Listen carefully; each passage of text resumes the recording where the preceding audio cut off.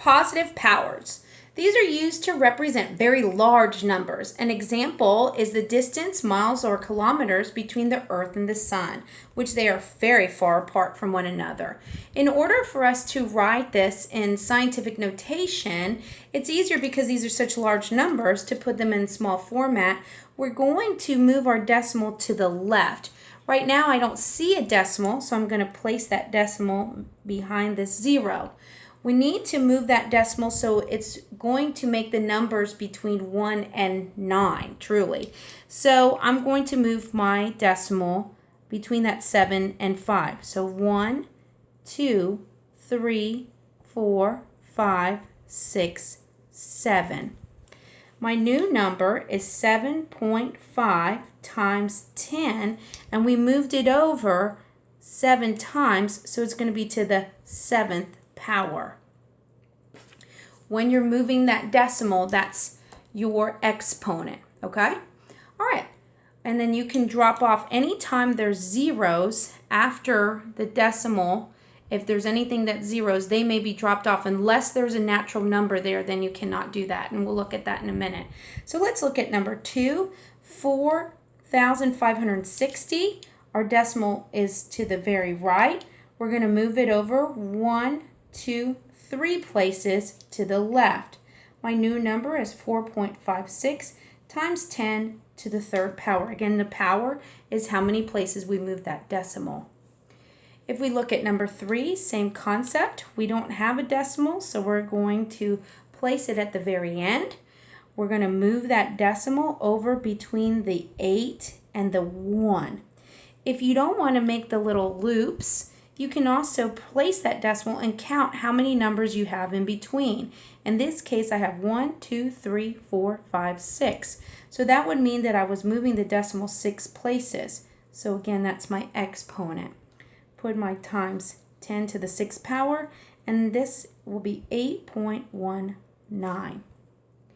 Now remember I talked about if we had a 0 and then 2 natural numbers after it, we could not drop that 0. So let me just explain again. We have that decimal at the end. We want to move it between the 1 and the 0. Move that decimal. We can count 1, 2, 3, 4, 5, 6, 7, 8, 9 spaces to the left. So my new number will be 1.083 times 10 to the 9th. This is how you take a standard form number and place it into scientific notation. We now need to take scientific notation into standard notation. Another word for notation could be standard form.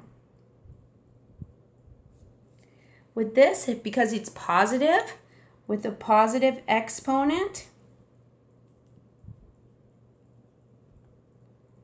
move the decimal to the right.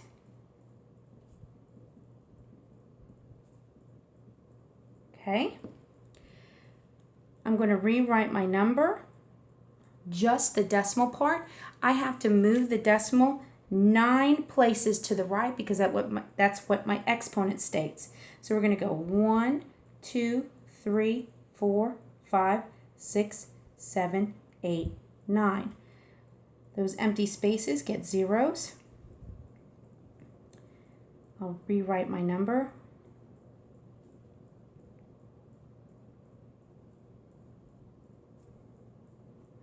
Okay, so here is your new number. 7,800,000,000. The next one, it says 1.009 times 10 to the 7th. I'm going to move my decimal place 7 times to the right. I'm going to rewrite my number, and we're going to move 1, 2, 3, 4, 5, 6, 7. Those empty spaces, I'm going to place zeros. Rewrite my number. So you have 10,090,000. All right, number 7. This one, there's another way you can do this. I also see that I have already 2 numbers behind the decimal place. I can say 5 minus 2 is 3. That means that I only need to add 3 zeros. So if you notice, this is where the decimal was. I can count 1, 2, 3, 4, 5 places, which makes this 391,000.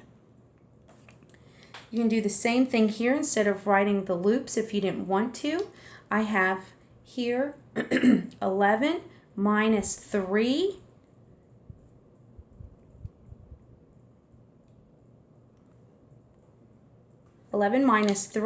Is 8. So that means I'm going to add 8 zeros behind that 561. 1, 2, 3, 4, 5, 6, 7, 8. This is how you take a scientific notation and turn it into standard form or standard notation.